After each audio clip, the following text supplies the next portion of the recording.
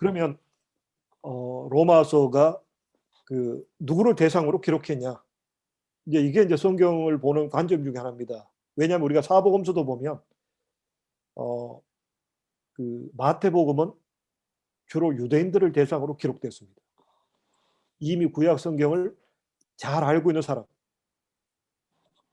예수님이 과연 메시아인가? 여기에 초점을 맞춰서 기록한 책이 바로 마태복음이죠. 거기에 반해서 로마 사람들은 세상 사람들이죠. 세상 사람들은 뭔가 기적을 좋아하죠. 진짜 뭐 예수님 통해서 그런 기적이 많이 나타났대. 그런 측면으로 기록한 책이 마가복음이에요. 그리고 이제 좀 유대인들이나 헬라인들이나 좀 이렇게 전체적인 사람들이 좀 볼 수 있도록 기록한 책이 누가복음이죠. 좀 인간적인 접근을, 좀 인간적인 방식을 사용했죠. 그리고 이것을 신학적으로 완성해서 기록한 책이 바로 요한복음입니다. 자, 이런 것처럼 대상을 누구로 했는가, 왜 로마서가 이렇게 기록되었는가를 알려면 대상이 누군가를 아는 것이 참 중요하다. 거기에 보면 대상과 기록 목적, 대상은 유대인들과 이방인을 포함해서 로마에 있는 모든 그리스도인들을 위해서 썼다. 이게 굉장히 중요한 의미가 있어요. 하나님께서 아브라함을 부르실 때 너로 말미암아 천하 만민이 복을 받게 하겠다. 이게 하나님께서 아브라함을 부르신 목적이었어요. 항상 세상은 두 부류로 나눠졌어요. 하나님의 나라, 세상 나라. 그래서 하나님의 백성, 세상 이렇게 나눠져 있는데 유대인들이 결국 자기들은 하나님의 백성이고 헬라인들, 이방인들은 마귀 족속이다. 이런 이분법을 사용했죠.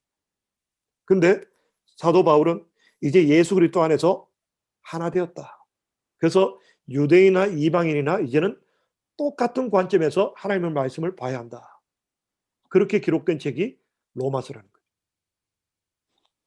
좀 더 이제 자세히 기록 목적으로 들어가 보면, 자, 첫째는 보면 이제 결론 부분인데요. 로마서가 구성이 보면 1장부터 1장 1절에서 17절까지가 서론이고 15장 14절부터 16장까지가 결론입니다. 거기 보면 이 서론 부분과 결론 부분은 어떤 형태를 취하고 있냐면 편지 형태를 취하고 있습니다. 근데 편지형이죠. 내가 이런 생각을 가지고 있고 내가 이런 계획을 가지고 있다. 나는 잘 지내고 있다. 내 옆에 누구도 잘 지내고 있다. 이런 안부를 묻는 또 개인에 대한 이야기. 이 서신서의 형태를 취하고 있고요. 1장 18절부터 15장 13절까지는 하나의 논문입니다. 로마서는 완벽한 논문이에요. 그래서 이 서신서와 논문이 연합되어 있는 책이 바로 로마서입니다. 자, 근데 이제 15장 결론 부분에 보면요. 내가 스페인을 선교하려고 그런다. 이제 내가 이쪽 지역에 마게도냐, 헬라 지역이죠. 마게도냐, 아가야, 아시아, 이제 이쪽 지역은 내가 이제 복음을 다 전했다. 그래서 이제 내가 스페인을 가려고 하는데 로마를 거쳐서 스페인으로 가려고 한다. 그래서 내가 로마 너희 교회로 가기 전에 복음에 대해서 한 번 더 너에게 소개해 주고 싶다 해서 기록한 책이 로마서입니다. 그리고 두 번째 보면 일단 로마 교회는요. 누군가가 가서 세운 교회가 아니라 자연 발생적으로 세웠습니다. 어떻게 자연 발생적으로 세워졌냐면 6월절 날 교회로 예루살렘에 성지 순례로 갔죠. 그 당시 유대인들은 반드시 3대 절기에 예루살렘에 성인이라면 반드시 오게 되어 있었습니다. 왔는데 와서 있다가 6월절이 지나고 이제 오순절이 되어서 또 유대인들이 뭐였는데 오순절날 마가의 다락방에서 성령이 임하시고 3,000명이 회개하고 5,000명이 회개하는 어마어마한 역사가 나타났죠. 그때 그 기적을 체험하고 예수를 영접한 사람들, 이 사람들 중에 로마에서 온 사람들이 있었답니다. 이 사람들이 로마로 가서 자연스럽게 교회가 세워졌습니다. 그래서 자연스럽게 세워져서 함께 기도하고 성령의 역사를 체험하고 기도하는 건 좋았는데 말씀이 부족한 거예요. 말씀 뼈대가 없는 거예요.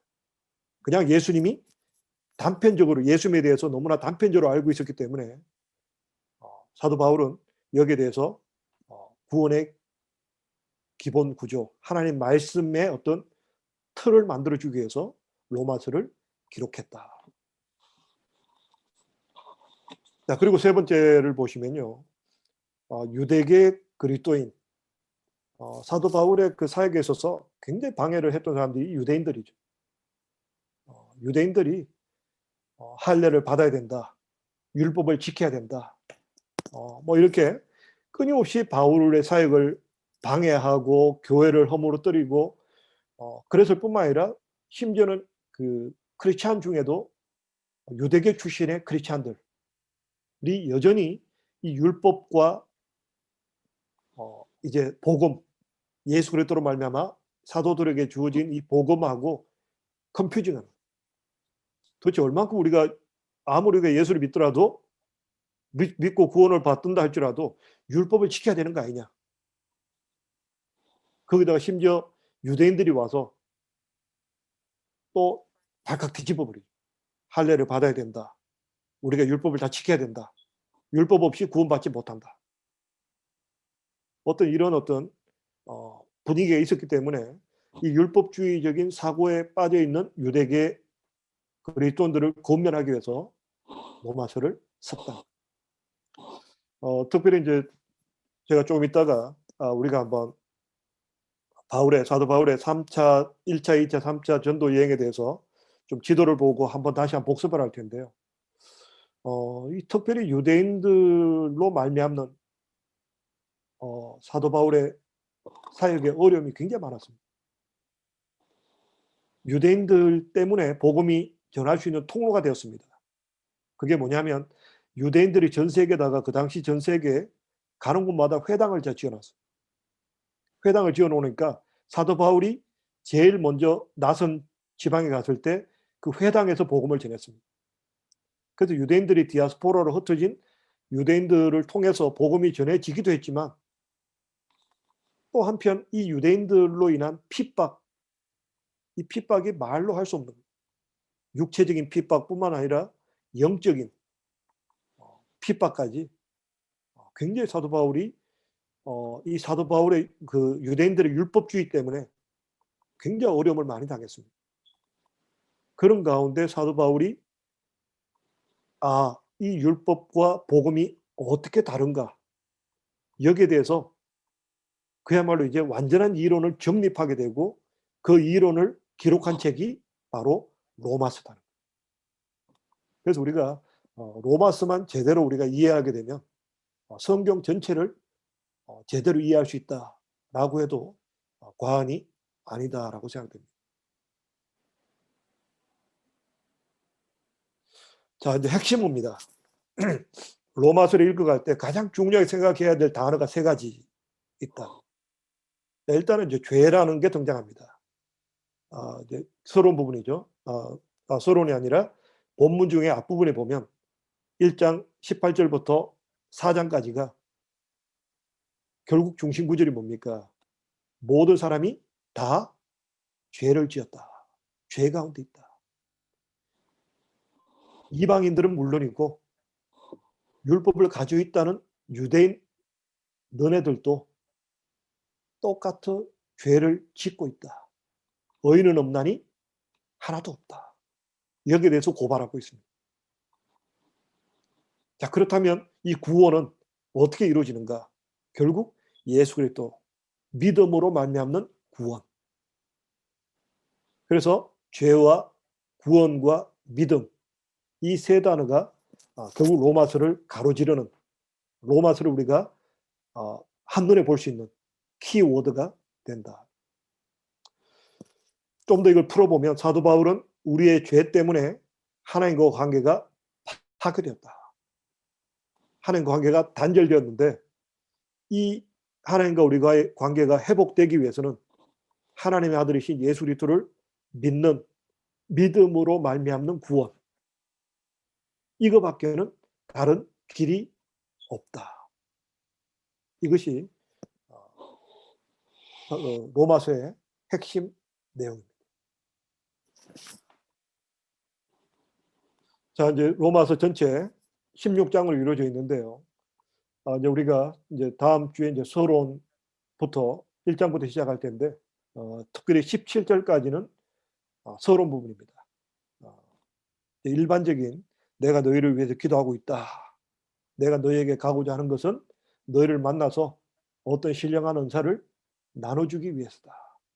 이렇게 이런 어떤 서론 부분, 어떤 편지 형태로 된 서론이 1장 1절에서 17절입니다. 그리고 나서 이제 1장 18절부터 4장까지는 오직 믿음으로, 율법을 가지고 있다고 해서 하나님 앞에 올바른 게 아니다. 우리는 어차피 율법을 다 지킬 수 없다. 결국 믿음의 조상 아브라함도 믿음으로 구원받은 거지, 믿음으로 의롭다고 된 거지, 행위 때문에 의롭다 된 것이 아니다. 그래서 믿음으로 말미암아 하나님께로부터 오는 의에 대해서 설명해 주고 있습니다. 그리고 5장으로 넘어가시면 믿음으로 의롭게 된 사람들이 어떻게 살아야 될 것인가. 여기에 대해서 우리가 6장에 보면 침례가 나오죠. 내가 이제 죽고 장사되고 다시 거듭나서 새로운 삶을 살아야 된다. 그리고 이제 우리는 의의 병기, 의의 도구가 돼야 된다. 우리가 옛날처럼 그렇게 살아서 안 된다. 예수의 피값으로 우리가 거듭났기 때문에 이제는 믿음으로 의롭게 된 사람들은 하나님께서 원하시는, 이제 내가 과거에 나는 죽고 새로운 뉴 크리에이처가 돼야 된다 하는 것이 5장 1절에서 8장 39절까지 내용입니다. 자, 그리고 이제 9장부터 12장까지는요, 이 이스라엘과 이방인. 그러면 하나님이 이스라엘 백성을 선택하셨는데 실패한 거냐? 이런 의문이 생기게 되죠. 도대체 이방인들은 왜 갑자기 들어오게 되고 이스라엘은 실패했느냐? 왜 하나님께서 갑자기 이스라엘에서 이방인으로 대상을 바꾸셨느냐? 여기에 대해서 설명해 주고 있습니다. 이게 굉장히 큰 이슈죠. 아까도 말씀드린 대로 로마서를 기록한 이유 중에 하나가 이 유대인들, 율법주의적인 유대인들 출신들, 이들에게 이 율법과 복음의 연결고리를 설명해 주기 위해서 기록된 책입니다. 자, 그리고 이제 12장 1절부터 15장 13절 가시면 우리가 12장 1절 첫 번째 단어 접속사가 나오죠. 그러므로 이제 우리가 하나님의 계획과 하나님의 율법, 하나님의 어떤 말씀에 대해서 우리가 다 이제 알고 이해하게 되었다. 그러면 우리가 구체적으로 어떻게 살아야 할 거냐. 이제 순종으로 사는 삶이 어떤 삶이냐에 대해서 설명해 주고 있죠. 특별히 이제 우리가 13장 13절은 유명하죠. 성 어거스틴이 이 말씀을 읽으라는 감동을 받아서 말씀을 읽고 회심했던 말씀이죠. 로마서 13장 14절 보면 이제 우리가 밤의 옷을 벗고 이제 낮의 옷을 입자. 이제 밤을 지나서 새로운 삶, 이제 더 이상 어둠에 사는 삶이 아니라 빛 가운데로의 삶을 살아야 한다. 아멘. 이제 그렇게 순종의 삶에 대해서 기록하고 있죠. 그리고 결론 부분 15장 14절에서 16장까지 내용이 이제 나를 도운 사람들, 편지를 가지고 가는 사람이 이런 사람이고 내가 이제 너희에게 가서 스페인으로 가기를 원한다. 이런 어떤 자기의 어떤 신상, 그리고 16장에 보면 약 한 22명의 사람이 등장하죠. 나를 도왔던 사람이, 이런 사람이 있고, 루포의 어머니, 루포의 어머니는 곧 내 어머니다. 또 내 형제같이 나를 도운 사람도 있다. 생명을 걸고 나를 도운 사람도 있다. 이런 어떤 그런 사람들에 대해서 소개해주고 감사하는 내용이 16장에 기록되어 있습니다. 자, 이렇게 로마서는 16장으로 구성되어 있습니다. 좀 우리가 좀 이 시간 중에서 말씀드리고 싶은 것은요, 로마서에 대해서 너무 또 겁을 내시는 분이 많아요.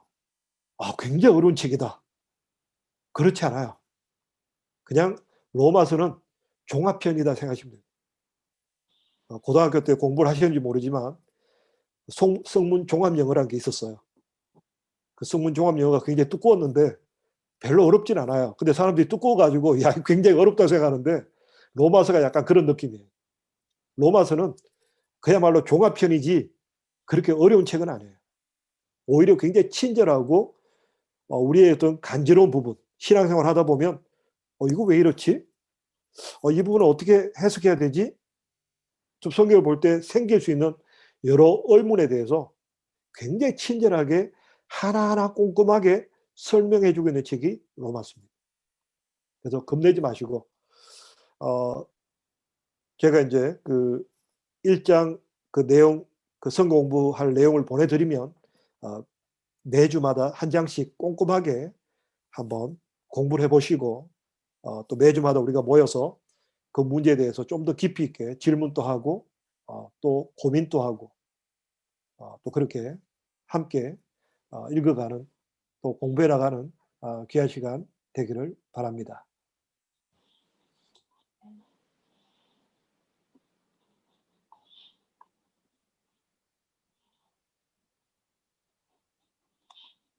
자, 한번 우리 시간에 그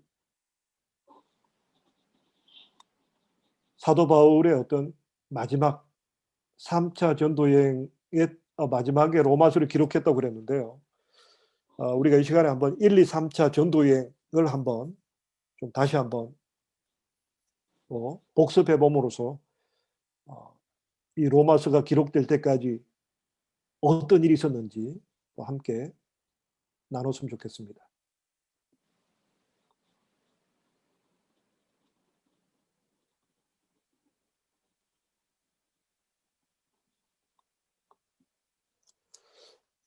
자, 어떻게 그 지도가 잘 나오고 있나요?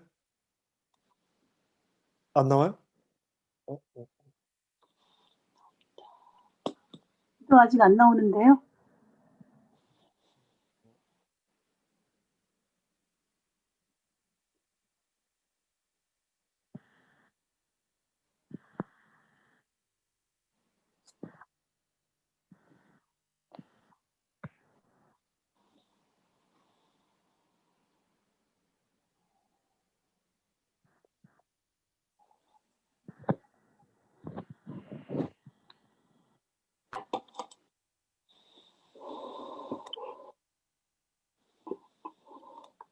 나오나요? 네네. 네. 우리가 좀 친숙하게 봤던 지도죠. 작년에 우리가 어성경 통해서 공부를 했던 건데요.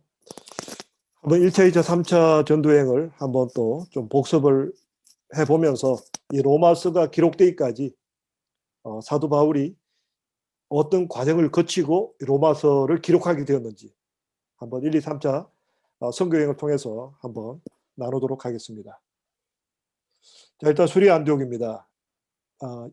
예루살렘에서 스데반 집사님이 순교함을 통해서 복음이 전 세계로 퍼져나갔는데 사마리아 지역까지 퍼져나가고 또 아라비아까지 복음이 전해지고 또 일부 사람들이 수리 안디옥까지 올라가서 교회를 세우게 됩니다. 교회를 세우게 되고 바나바, 예루살렘 교회에서는 바나바를 담임 목사로 보냅니다. 파송하고 바나바 목사님이 사역을 함에 있어서 가장 적합하다고 생각되는 사도 바울을 초청해서 수리 안디옥에서 본격적인 목회를 시작합니다. 그러다가 성령의 감동으로 전 세계 이제 선교에 대해서 비전을 받게 되고 이제 선교를 하게 됩니다. 1차 선교를 이제 출발합니다. 바나바와 바울이 중심이 되죠. 실로암을 통해서 키프루스 섬으로 가게 되고요. 살라미에서 바보라는 도시까지 가서 복음을 전하게 됩니다. 그러니까 여기서 총독이 예수를 영접하는 어마어마한 또 기적이 일어납니다. 그래서 아마 많은 성경학자들은 이 총독이 비시디아 안디옥에 대한 정보를 주지 않았는가. 그래서 키프로스 섬에서 이제 대륙으로 건너가야 됩니다. 버가라는 도시로 가게 되죠. 자, 여기서 이제 마가는 지금 이제 우리 지도상에는 잘 나타나지 않지만요. 이 버가 지역에서 이렇게 비시디아 안디옥으로 넘어가는 길에 굉장히 큰 산맥이 가로막고 있다고 그래요. 그러니까 이 젊었던 마가가 나는 도저히 못 가겠다. 힘들어서 도저히 못 가겠다. 도망가 버립니다. 그래서 그 마가 때문에 결국 2차 선교 여행 때 바울과 바나바가 갈라지게 되는 그런 일도 일어났죠. 자, 버가에서 결국 비시디아 안디옥까지 가서 복음을 전하게 됩니다. 자, 여기도 보면요. 이 비시디아 안디옥이라고 했던 이유가 뭐냐면 처음 사도 바울이 복음을 이제 목회했던 도시가 안디옥입니다. 여기도 보면 안디옥이죠. 그래서 수리아 지역에 있는 안디옥 교회라고 해서 수리아 안디옥. 지금 보고 있는 비시디아 안디옥은 비시디아 지역에 있는 안디옥입니다. 그래서 그렇게 기억하시면 도움이 될 것 같습니다.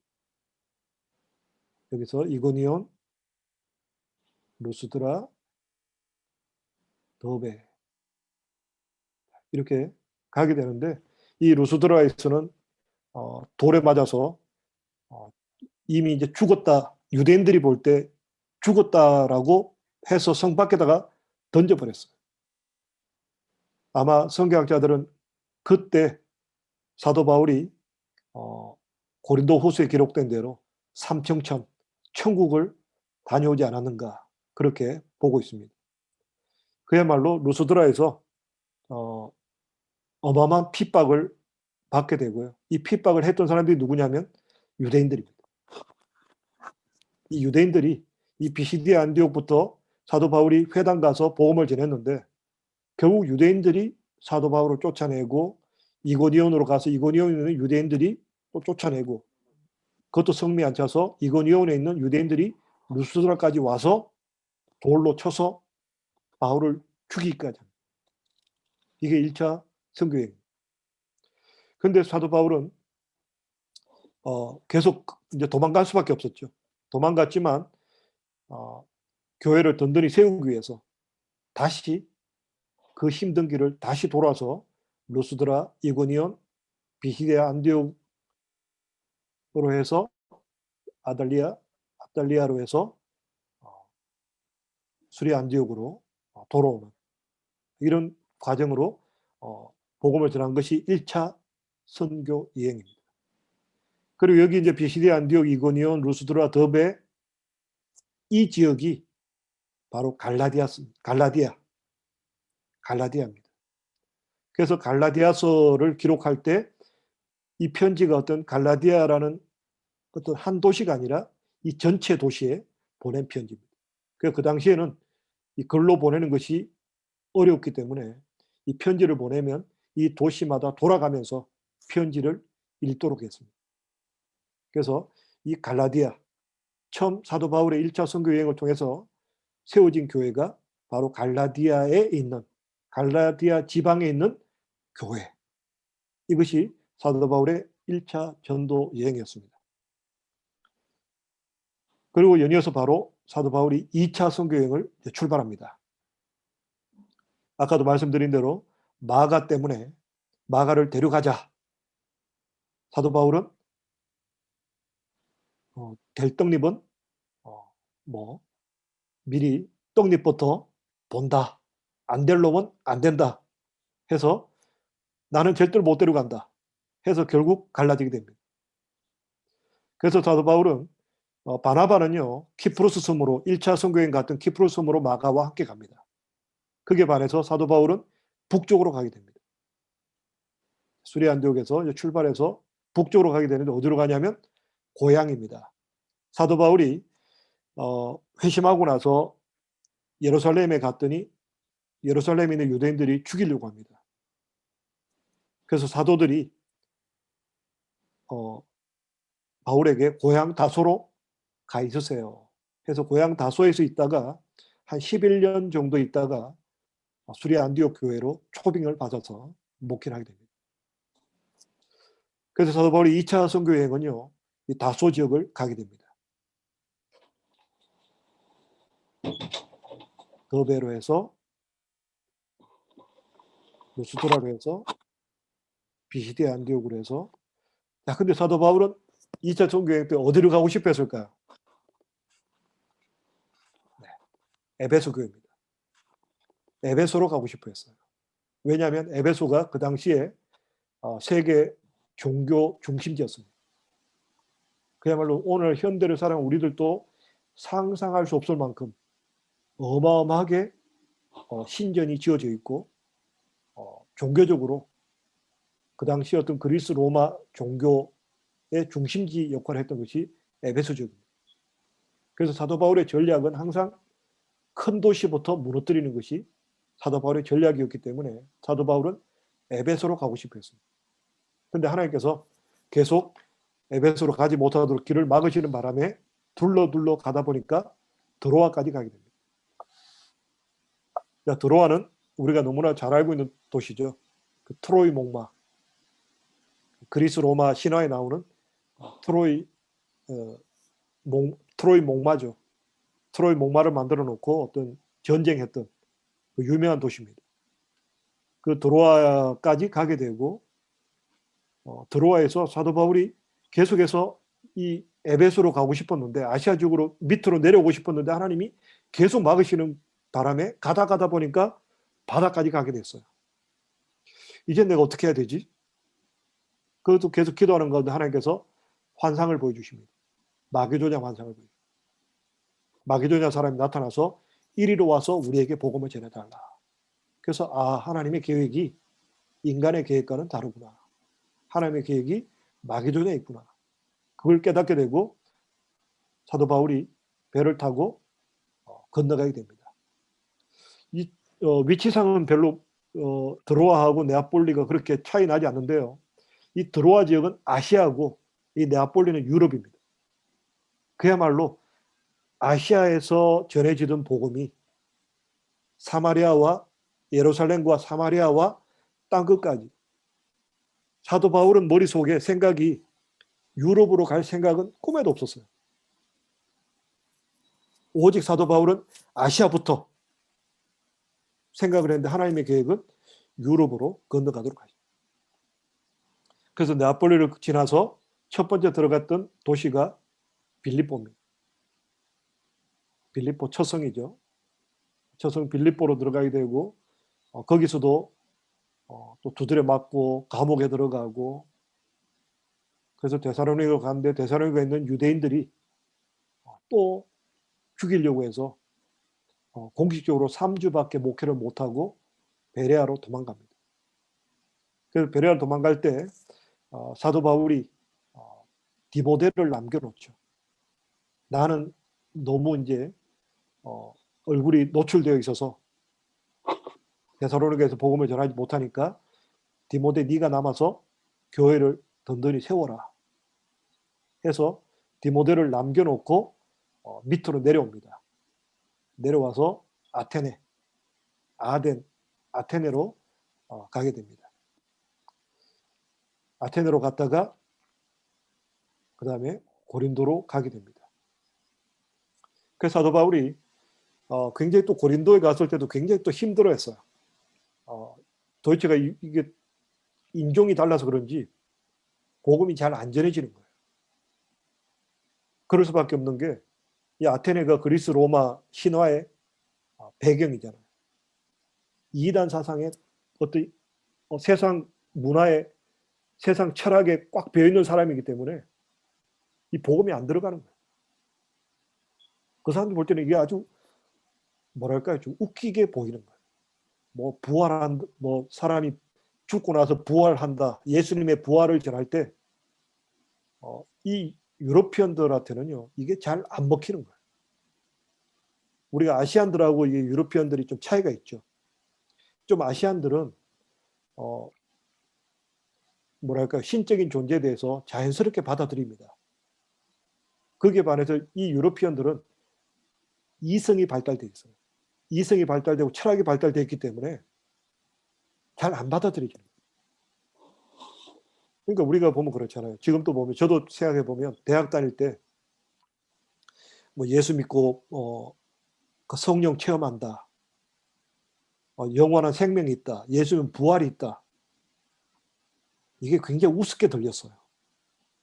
잘 안 받아들여졌어요. 모르겠어요. 제가 여자분들은 뭐 워낙 뛰어나시니까 잘 받아들이는지 모르겠는데, 이 남자들은 머리는 나쁜데 굉장히 이성적으로 발달돼 있어가지고 이게 굉장히 받아들이기 힘들었어요. 더군다나 우리 한국 교육이 지금 다 서구에서 수입한 교육, 이 그리스 로마 이 철학에서 모티브를 가져와서 우리나라 교육 체제가 만들어져 있습니다. 그러니까 이성적으로 교육을 받았기 때문에 이 하나님의 말씀을 받아들이는 것이 굉장히 어려웠어요. 그러니까 사도 바울이 아시아 지역에서 복음을 전하다가 유럽에 왔는데 너무 힘든 거예요.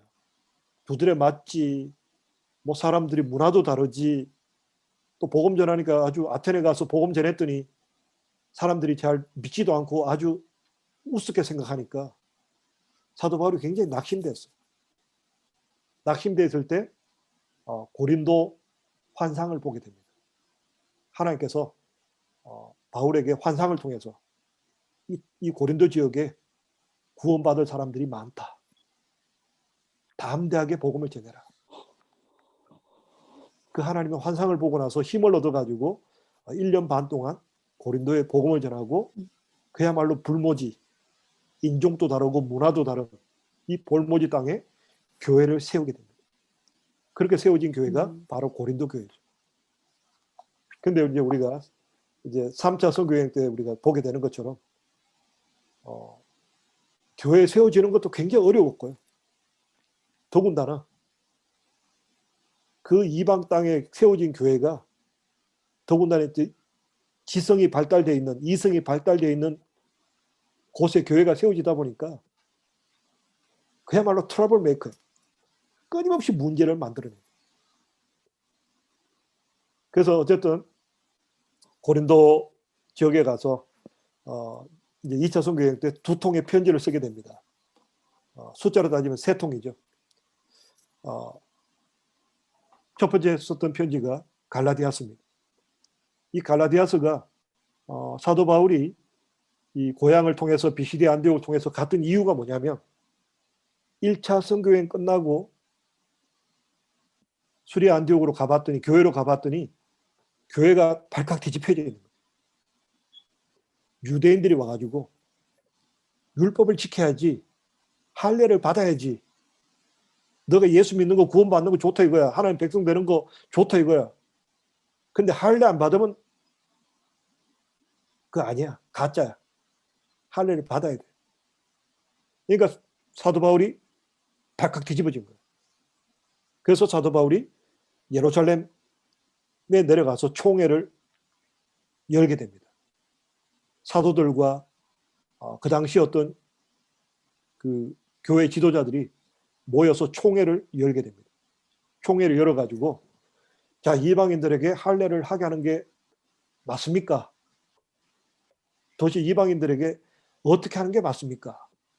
하고 회의를 합니다.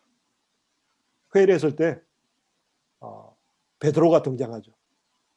베드로가 고넬료 환상, 백부장 고넬료 집에 가서 말씀을 전했는데 성령이 임하셔서 그야말로 우리와 똑같이 성령으로 말미암아 침례받는, 성령 침례의 어마어마한 역사가 나타났다.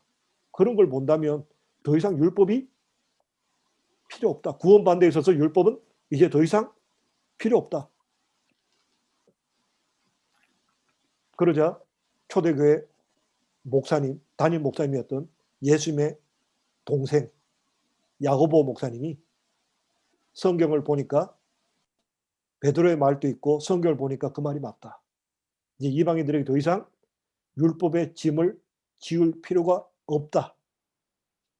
그렇게 해서 결국 이방인들은 4개만 지키면 된다. 3개가 이제 음식이에요.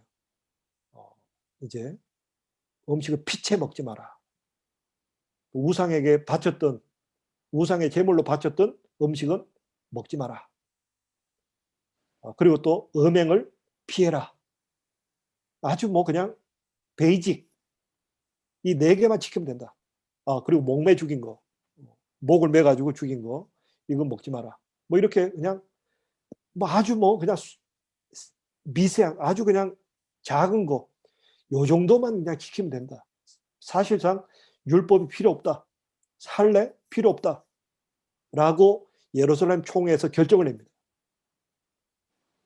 그래서 사도 바울이 2차 전도 여행을 가면서 더베, 루스드라, 비시디아, 안디옥 교회를 갔던 이유가 이것을 전하기 위해서.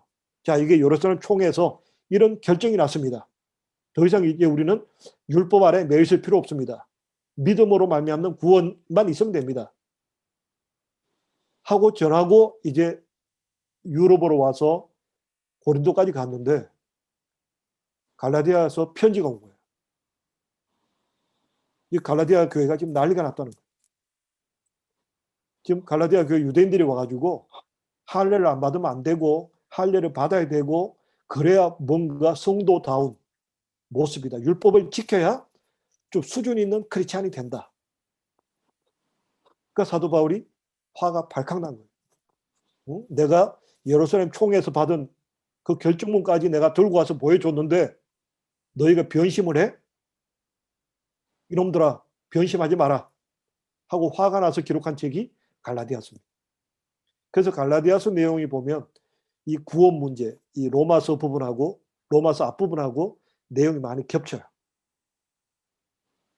그래서 이미 이제 갈라디아 교회에다가 2차 선교여행 때 한번 보냈던 편지가 있었기 때문에 로마서에 가면 이 부분이 좀 더 논리적으로 기록되게 됩니다. 그리고 이제 데살로니가 교회에다가 편지를 보내죠. 데살로니가 교회가 디모데가 돌아와서 참 아름답게 잘 세워졌습니다. 하니까 너무 기특해서 자, 내가 너희들 사랑한대. 참 너희가 그렇게 해줘서 너무 고맙다. 하고 보낸 편지가 데살로니가 전서. 근데 데살로니가 교회가 보면 유달리 또 부활에 대해서 예수님의 재림에 대해서 굉장히 관심이 많았어요. 그래서 거기에 대해서 자세하게 기록한, 그래서 우리가 그 장례식 예배 때, 그 위로 예배 때 가장 많이 사용하는 성구가 이 데살로니가 전후서에 있습니다. 그래서 데살로니가 전후서를 고린도에서 보냅니다. 그래서 고린도가 참 편지를 참 많이 보냈던 곳입니다. 2차 선교여행 때 갈라디아서, 데살로니가 전서, 후서를 보내고 바울이 갱그레에 가서 이발하고 에베소에 잠깐 맛보기로 들렀다가 예루살렘으로 돌아오게 됩니다. 요즘 그 갱그리아가 머리 깎는 거 그거 참 중요한 것 같아요. 제가 볼 때 우리 여자 성도님들은 좀 길면 그냥 묶으면 될 것 같은데 남자들이 참 고민이에요. 이발을 이게. 그래서 또 주변에 좀 머리 자른 분한테 좀 도움을 요청했더니 지금 코로나인데 어디 그래서 이게 이게 머리가 또 새벽 예배를 이게 하려면 이 머리가 관리가 안 돼가지고 아주 굉장히 힘들어. 그래서 지금 비상책으로 하고 있는 게 안경으로 누르고 있어요. 자, 이제 이게 2차 전도여행입니다.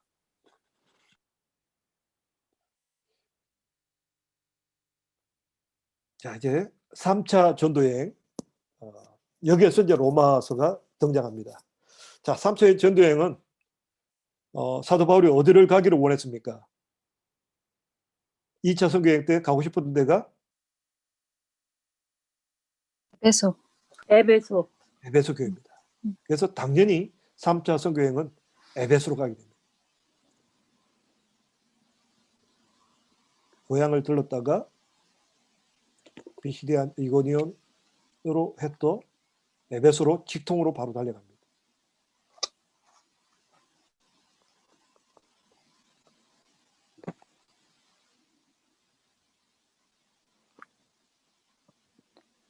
네, 에베소. 약 한 3년 동안, 2년 반 동안 에베소에서 복음을 전했고, 그야말로 하나님의 강력한 능력이 나타나서 그 당시 어떤 세계 종교의 중심지인데 이 세계 종교의 중심지를 발칵 뒤집어 버렸습니다. 막 그냥 우상들 다 깨버리고 그다음 뭐 주술서 같은 책들도 다 불러 태워버리고 어마어마한 어떤 하나님의 기적이 나타나고 그래서 에베소에서 두란노 오늘날 그 두란노 서점이 또 유명하죠. 그 두란노 소원에서 복음을 전하고 그야말로 하나님의 말씀이 흥왕해지는 어마어마한 그런 어떤 기적이 나타납니다. 자, 에베소 교회에서도 사도 바울은 뭐 굉장히 힘들었겠죠. 근데 에베소에 있을 때도 사도 바울을 힘들게 했던 교회는 에베소 교회보다는 오히려 고린도 교회였습니다. 이 고린도와 에베소가 이렇게 바다 건너 바로 있잖아요. 이 고린도 교회가 끊임없이 트러블을 일으킵니다. 그래서 고린도 교회에서 세 사람이 찾아옵니다. 에베소에서 사도 바울이 담임 목회를 하고 있는데 찾아와서 지금 고린도가 지금 난리가 났습니다. 별 이상한 사람도 다 나타나고 별 이상한 문제도 다 생기고 그리고 또 이 알렉산드리아 밑에 지도 맨 밑에 보시면 알렉산드리아 나오죠. 이 알렉산드리아 출신의 아볼로 목사님이 계셨는데 이 아볼로 목사님이 목회 못하겠다고 도망와 버렸어요. 교인들이 하도 막 트러블 일으켜서 나 도저히 목회 못하겠습니다 하고 도망가 버렸어요. 그래서 사도 바울이 그래 그런 문제가 있으니까 내가 편지 한 통 써줄게. 내가 이제 에베소 교회가 바쁘니까 편지 한 통 써줄게 해서 보낸 편지가 고린도 전서입니다. 근데 편지를 보냈는데 해결이 안 되는 거예요. 그래서 우리가 성경에 나오지 않지만 고린도 후서를 통해서 발견할 수 있는 것이 뭡니까? 사도 바울이 고린도 교회로 쫓아갑니다. 한번 쫓아가서 교회를 바로 잡으려고 합니다. 근데 교회가 안 잡히는 거예요. 도대체 문제가 해결이 안 되는 거예요. 그래서 사도 바울 목사님이 내가 에베소 교회가 바빠서 가는데 내가 다시 한 번 더 오겠다 하고 에베소로 와서 목회를 하면서 기도하시면서 보니까 내가 가는 것보다는 편지를 보내는 게 좋겠다. 그래서 그때 편지를 하나 보내는데 그 편지가 고린도 후서가 아닙니다. 고린도 후서 내용을 보시면 눈물의 편지가 등장합니다. 눈물로 쓴 편지. 편지를 한 통 더 보냅니다. 후계자 디도를 통해서 편지를 한 통 보냅니다. 보내고 나서 이제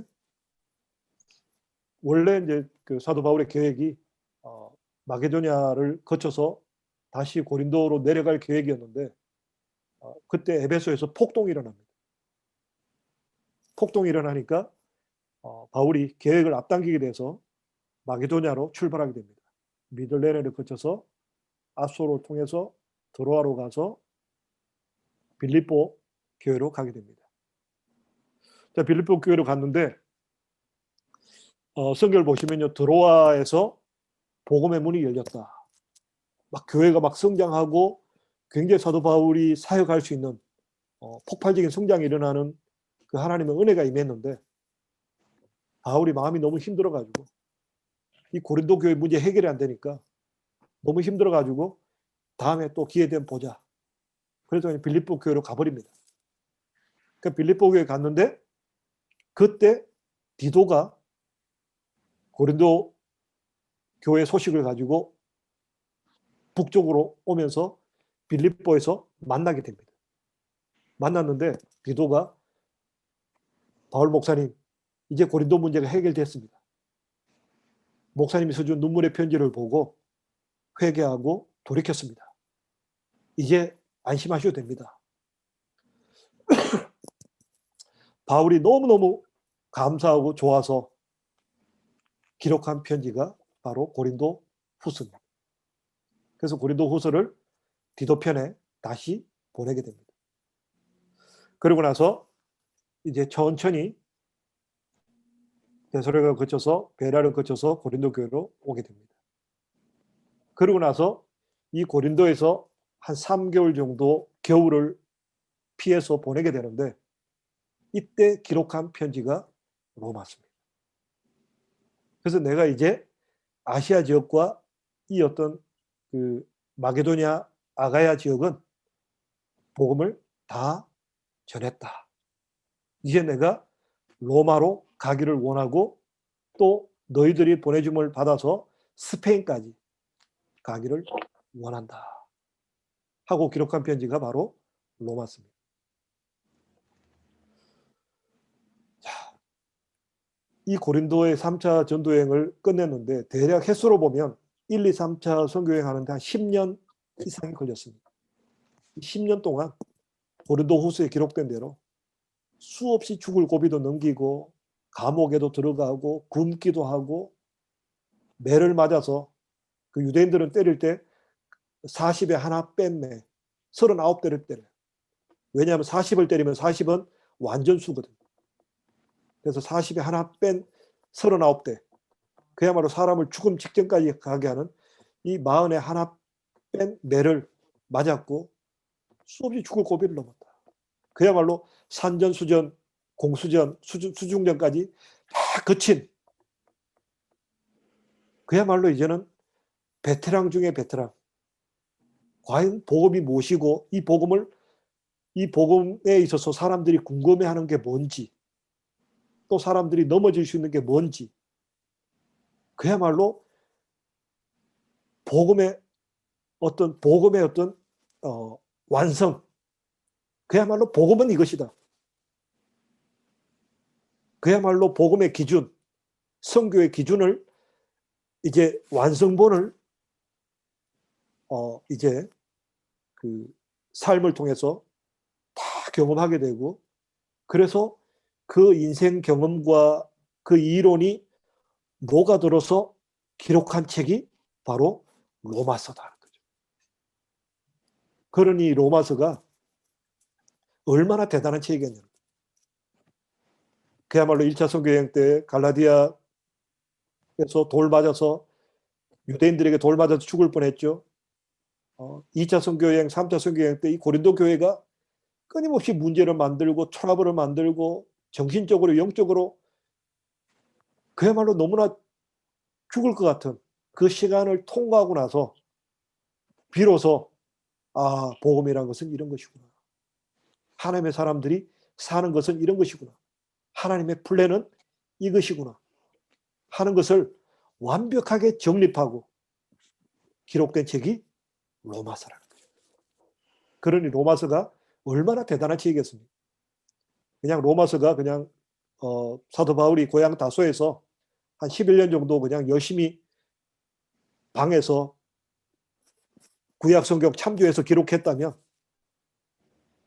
우리에게 그렇게 감동을 주지 못할 겁니다. 그야말로 구약 성경을 완벽하게 마스터했고 유대인들과 끊임없는 투쟁을 했습니다. 갈라디아서를 보면 그렇게 표현하죠. 차라리 그냥 너가 그렇게 할래 하면 차라리 그냥 잘라버려라. 나는 예수 그리스도의 흔적을 가지고 있다. 막 피 튀기는 투쟁합니다. 유대인들과 율법주의자들. 그리고 또 고린도 교회 막 문제란 막 있는 문제 없는 문제 다 일으킵니다. 그런 산전수전을 다 겪고 나서 그야말로 엑기스 중에 엑기스. 복음은 이것이다. 정리하고 정리해서 논리적으로 완성하고 완성해서 기록한 책이 바로 로마서라는 거죠. 그래서 우리가 이 로마서를 제대로 로마서의 깊이를 이해하면 우리가 성경에 대해서는 더 이상 흔들리지 않는 믿음으로 우리가 굳건하게 세워질 수 있다라는 것입니다. 그래서 이제 우리가 매주 한 장씩 또 읽어 나가시는 매주 4장씩 읽어 나가는 것은 계속 읽어 나가시고 우리가 성경에서는요 5가지 요소가 필요합니다. 성경 공부는 5가지가 필요해요. 첫째, 읽기, 그다음 듣기, 그리고 성경 공부하기,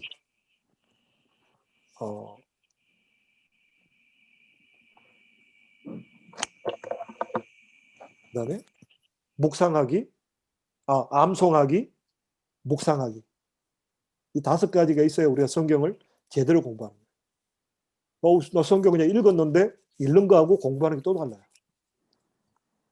읽으면서 또 하나님 주시는 또 은혜도 있지만 또 깊이 공부함을 통해서 하나님 주시는 또 은혜가 있습니다. 그래서 우리가 읽기, 듣기, 성경 공부, 암송, 그리고 묵상하기. 이 5가지를 잘 활용하셔야 우리가 성경 말씀을 깊이 있게 깨달을 수 있습니다.